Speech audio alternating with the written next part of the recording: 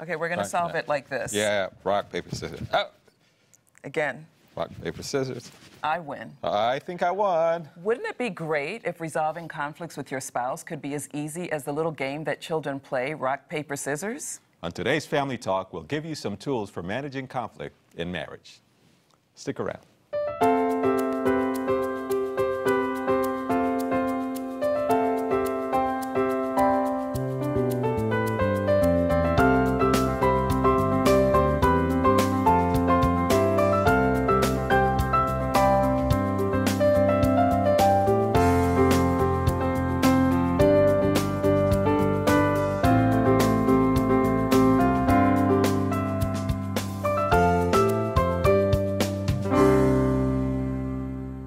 Welcome to Family Talk. I'm Willie Oliver. And I'm Elaine Oliver. This is a program that strengthens families and inspires hope. It is a place where we talk about real family life and share tools that will strengthen your marriages and families. And as I like to say, when we have stronger marriages, we usually have stronger families, stronger churches, and stronger communities. Well, that's what we're all about, right? That's right. We want our marriages and families and communities to be strong. We want our churches to be strong. We want our churches to be strong. But what we're finding is that couples are struggling a little bit. Well, couples have always struggled. They have, Yes. including us sometimes. Yes, right? Even us. Even us. That's but right. for the power of God. Yes, and thank God that He is available to us. Absolutely. So that as we are trying to negotiate how to solve these conflicts, that we have His power to rely on. Yeah, well, what we know is that couples argue about various topics, and some of them are things that could be insignificant, but we know that the majority of couples are arguing mostly about money. Like, money is the top issue. Money is one of the top issues. Money is one of the top issues. Children, but money surfaces. According to studies, money surfaces as #1 as what couples argue about. Well, if you can't solve the issues about money, you may not ever have children. But what we know is that in a recent study, not so recent, but they continue to update it, Yes. Markman and Stanley from the University of Denver discuss the factors that predict future marital distress or divorce. And they talk about these factors as static factors and dynamic factors. That's right. And should I tell them a little bit about the talk a little bit about factors? those static factors. Well, the static factors are factors that you cannot easily change or do very much about. Such as where you were born, who your parents are, when you were born, stuff like that. When you got married, stuff that is already in the past. The fact that your parents were divorced. The fact that you didn't finish school or you don't make enough money. These are kind of static factors. You cannot easily change them. Or even if you lived with your spouse. Or even if you lived with your spouse marriage. before marriage, that is a static factor. And in fact, what we do know, based on research, is that people who live together before marriage tend to divorce at much higher rates after they get married than people who didn't. So what did you say the static factors were? Static factors are factors that cannot be changed or easily changed. Well, you know what's really interesting is that the dynamic factors are the primary reasons why couples are experiencing distress in their relationship or divorcing.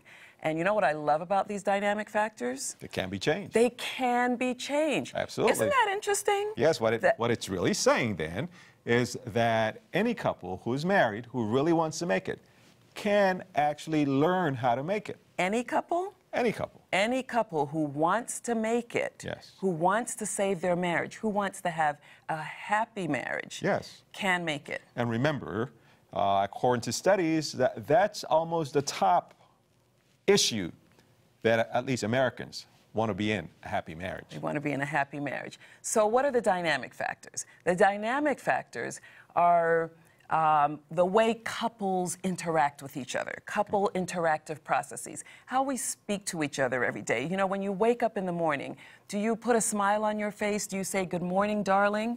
Or do you wake up and say, "Oh, did you take the garbage out"? Yeah, that's right. You know, so how you talk to each other. How we talk to Yes. each other. Another dynamic factor is conflict resolution. Yes. How do couples resolve conflict? Well, do you yell? Do you scream? Do you blame each other? Well, And as people of faith, are we employing our faith and what we believe in helping us to resolve conflict? You know, there's so many wonderful texts in the Bible. one that comes to mind right now to me is the one found in the book of James, chapter 1 and verse 9, is it? 19. 19, yes. Thank you, Elaine. Everyone should be quick to listen, slow to speak, and slow to be angry. Right there. Like you wouldn't All the even principles are you right wouldn't there. need anything else. I mean, Yes. all of the psychological stuff, all of the Yes. sociological stuff right there. is right there in that one text. And it What was is in the it? Bible first. Quick to listen, slow to speak, and slow to be slow to angry. become angry. So imagine when people are having conflict, if they were more likely to listen to what their mate is saying rather than speaking, that in itself would help them. Yeah, so this is amazing to us that these top 3 factors, dynamic factors, things Yes. that can be changed, Yes. how we relate to one another, how we Yes. interact with each other, how we communicate with one another, Yes. how we resolve conflict are the top 3 reasons why couples are experiencing distress or divorcing. Have you heard of that thing called irreconcilable differences? Of course you have. And around the world, we've asked people, what do you call it when people divorce for really no major reason? I mean, I know couples who are divorcing think it's a major reason, but irreconcilable differences is basically we don't get along anymore. That's correct. We don't like each other anymore. That's correct. Well, today on Family Talk, we're going to talk about how to resolve conflict in your marriage. So stay with us. We'll be right back.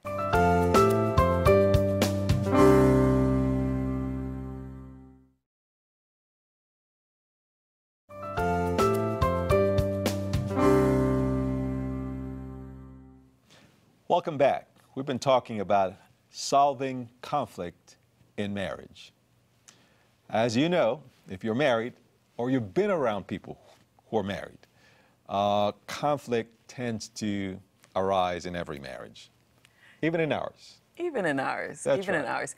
And you know what? I love what Scott Stanley says, where he Yes. says that conflict is the necessary manure that helps the manure. Well, he says it's the manure of marriage. It doesn't smell good, but without it, there's no real growth. That's right. That's what he says, right. yes.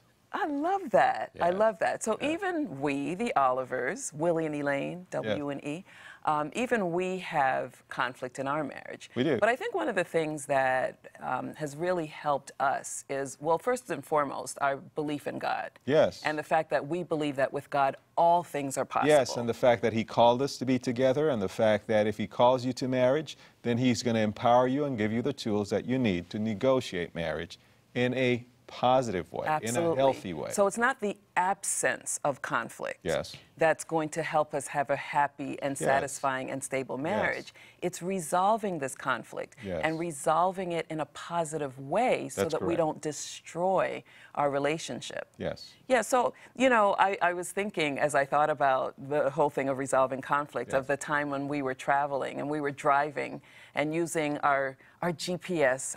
I think I was driving. You were driving. You And, were you know, driving. we've got one of those GPSs That you put on the windshield. That's correct. Yeah. Yeah. And so we were having a wonderful time. I think you we know, were. driving. Sabbath and morning. Sabbath morning. It was a beautiful sunny day. Yeah. We were listening to some nice, soothing, sacred music. Yes. And just having some wonderful conversation. And as we approached the church, I thought I heard you say. I think here's what happened, as I recall. Well, I made that turn. I made the left turn when the GPS, the voice in the GPS said, well, call the name of the street and says, make a left turn. So I made the left turn.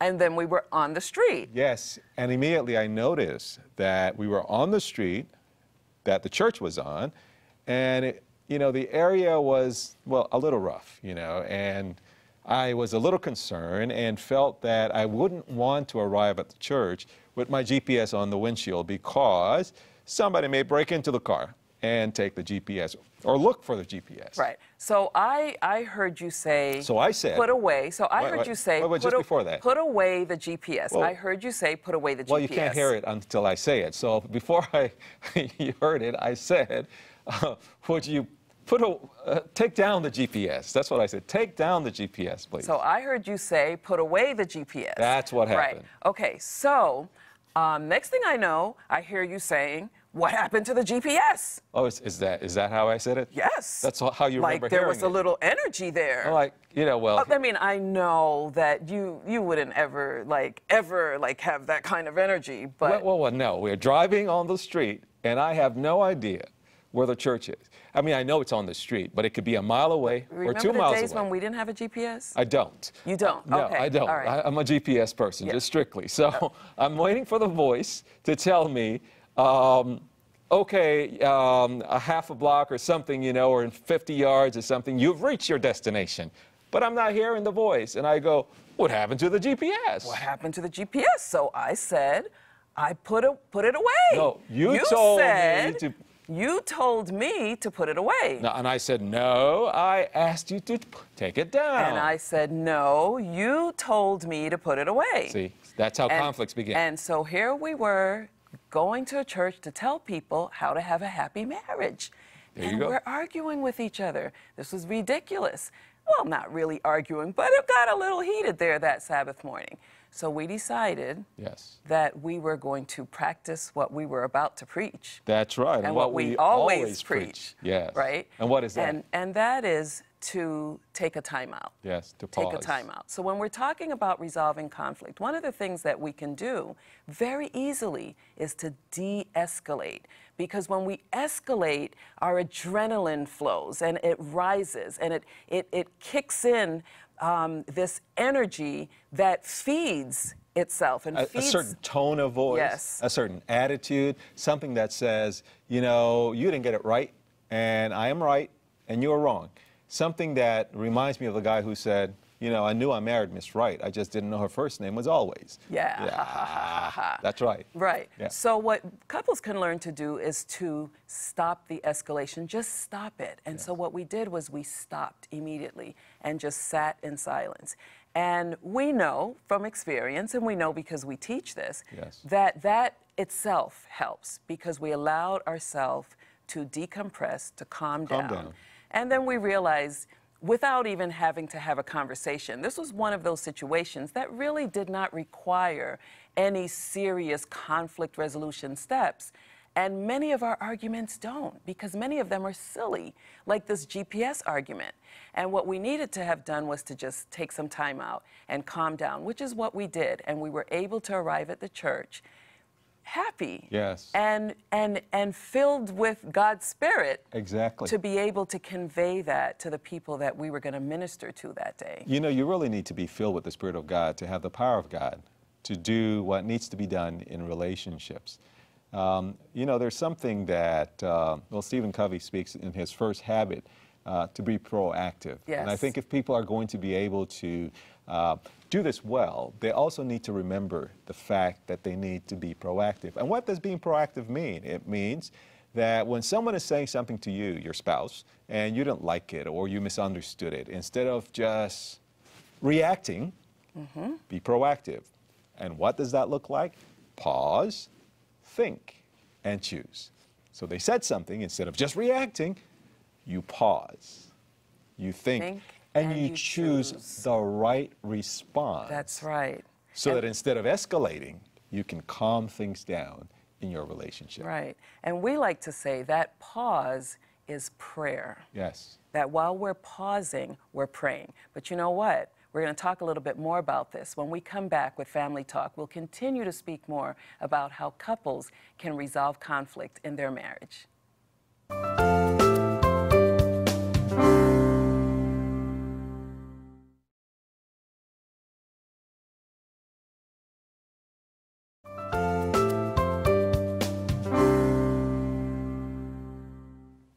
Welcome back. We've been talking about solving conflict in marriage. You know, it's a very difficult thing to do. And most marriages, or many marriages, break up because they haven't learned how to solve conflict. Right. So the question I would ask is, conflict healthy or unhealthy? Well, you know, as we said in the first segment, conflict is that necessary ingredient. And when I say necessary, I mean the longer you are married, the less conflict there is if you have learned how to resolve it. Well, if properly. you're intentional about learning some skills steps. And learning steps and allowing the power of God to fill you so that you're able to relate to your spouse in a way that is kind and patient and loving. Well, we should always remember, I think, when we're doing marriage, we should always go to the Bible principle in 1 Corinthians 13. Love is patient. Love is kind. Huh? It never boasts. It never does all these things. It's not puffed up. Yes. It doesn't seek its own. That's it right. seeks what's best for the other person. That's correct. You know what I love about God's word is that it is replete with everything that we need to have great relationships. To have great relationships, yes, and to live godly lives. Absolutely. And yet, even as Christians, sometimes we yes, struggle a little bit. We do. And what we've found in our own relationship is every single time we go back to the Word of God, we're renewed for ourselves personally and for our marriage. Yes. And you know, there's some times that, you know, we wake up in the morning, and that's when we have our devotional time. And we yes, pray together as a couple, but we also have our own private devotional times. Because I'm having struggles that, with you maybe, that you don't know about. You have struggles with me? Oh, every once in a while. Oh, every wow. now and again, you know, I have some struggles with you, and I can't always tell you, but I can tell Jesus about it. Yeah. Because he understands me, and even a little bit better than you do sometimes, and all the time, actually. And, you know, he never gets upset, and he never gets bent out of shape. And he doesn't get an attitude, right? No, there's no attitude on his part. And the reality is, he's got it. You know, he doesn't think anything is too difficult. And so I can always go to Jesus. And you know what's powerful about that? I can always tell when you have. Oh, and there's so many times that you come back from your devotional. Yes. And you will share a text, and you said, you know, I was just so moved by this text today. Yes. And I just want you to know how much I love you and how much I care for you. Yeah. And there's something very powerful that you say to me. You say it many times. You may not even know how impactful it is to me. Okay. And that is, I commit to being the man of God that God wants me to be today for you. Yes. And you'll come to me and you'll say, what do you need? What do you need? What do you need from me today that will make your life easier? Yes. And that's very significant to me. And so that's one of the ways in which when we talk about that dynamic factor, something that you can change.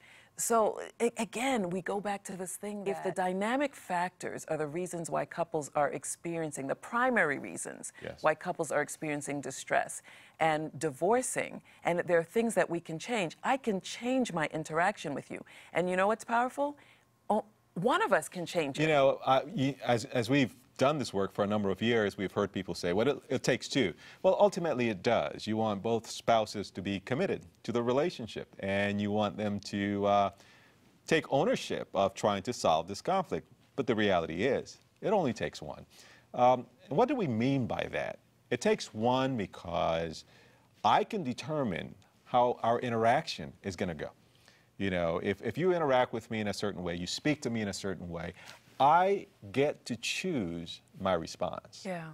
Now, I've heard people say to their spouses, and maybe I've even said it myself, right? You make me so mad, you know, when something is happening and but and she you don't made like me it. mad, you know, or she he made me mad. That's why I did it. Or he made me mad, or she made me mad. The reality is, nobody can make you mad. You know, anger is an emotion, and it's one that you choose to employ or not to employ. So no one can really make you angry. You choose to be angry because you're not able to control yourself, or you haven't taught yourself to control yourself so that the relationship could remain intact. Right. And you know, there's something also very powerful about when we talk about anger. What we've found in psychology is that anger sometimes masks our true emotion. Yes. So sometimes we're hurt. Because we haven't talked about something. Sometimes we're sad. Yes. Sometimes we feel rejected. Yes. And so the emotion that we often fall back on is anger. Yes. Instead of saying, I was so hurt when you said that to me.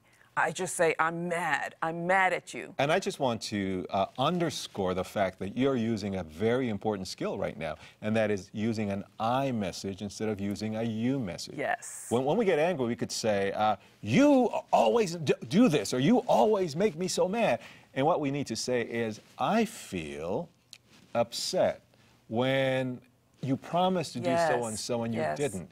Just say an emotion. And identify the real emotion. Yes. Really try hard. When you think you're angry at your spouse, try hard to identify what you're really feeling. Yes. Are you feeling rejected? Yes. you know, and are you feeling just sad? Or are you feeling taken for granted? Yes. And that Yes, happens and that so happens. much in marriage. People get married and they can't wait to be with each other. You know, that's why they date. Can't wait to be with each other. And then they get married. And then they take each other for granted. Yeah. Like the guy the other day on television, you know, was watching a news program, and a celebrity had gotten divorced and had been married for a number of years. And this person hosts a show about people who are dating. Right. And someone asked, are you going to be on your own show? And he says, oh, no, I wouldn't know what to do. I haven't dated in 22 years. And I said to myself, how sad. How sad. He's been married for 22 years and he hasn't dated for 22 years. We would say to couples, if you want to be able to solve your conflict, well, you have to be friends. And for that, you've got to keep doing fun things to keep your marriage alive. Now, when you do fun things that keeps your marriage alive, it is easier to speak to each other about the things that hurt you, about the things that you're sad about, about the things that you're disappointed about. And when you speak about these things, you can clear the air and continue to have fun. But if you have no fun together, then you have no currency in your relationship. So you're saying then that having fun, dating each other, is a large part of resolving conflict in marriage? Yes, more than that.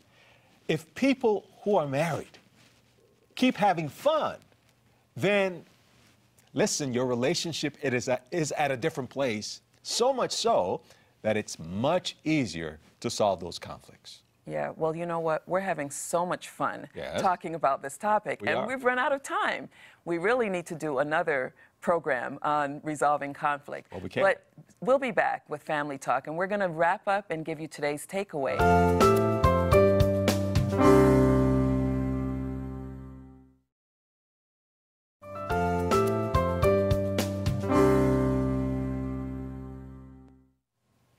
Welcome back. We've been talking about how to solve conflict in marriage. As we've been saying, solving conflict in marriage is a challenging enterprise. And the reality is, most times we don't get it right. So we've been talking here, Elaine, and what else can we say to these folk who have tuned in that will make a difference in their relationship? Yeah, there's something that I wanted to add, and that is the whole issue of are all problems solvable? Right. And of course, again, we like to say, with God, all things are possible. That's right. But the reality is that sometimes we're trying to solve problems that are not really problems. Yes. You know, we have what John Gottman, a leading marriage therapist, calls perpetual problems, things that have been haunting our relationships for years in some instances. What would you say? Okay, like the lady who was upset at her husband for putting in the laundry soap too late. Oh, you mean at the end instead of at the beginning. You mean after putting in the clothes? After putting in the clothes. He put in the laundry soap. He would put in the laundry and detergent. she wants a laundry soap before. To go in first. Yeah. And she's saying, and he's been doing this for 10 years. They need a new washing machine, the one that has a dispenser on the side. This is very true. This is very true. Their machine is old. That will solve it, right? But the reality is, what difference does it make? Okay, listen, ladies, if your husband is doing the laundry, this is a good thing. It is a good thing. Okay, so it really doesn't matter if he puts it in at the beginning, at the end, in the middle. It really doesn't matter as long as he's doing laundry. I've got another one. But I wanted to finish up with that because someone might think this is a problem. Sure. And it's not a problem. It is not a problem. You know what I mean? Yeah. So these are some of those perpetual problems that haunt us, and we're saying, oh, this problem is not solvable. It isn't solvable because it's not a problem. And you know how we can handle that? Well, we can actually handle it by recognizing that we all have idiosyncrasies. I have ways of doing things. Elaine has ways of doing things. You have ways of doing things. Your spouse has ways of doing things different than you. In fact, that's the biggest issue in marriage, managing differences. God made us different. Yeah. So we're not all the same. So if I can understand that you may do the laundry differently than I and not make that an issue. I mean, it's like somebody died and left me in charge of how to do laundry. That's right. You know, I'm not the last word on doing laundry. That's right. I do it my way, you do it your way, as long as the clothes get washed.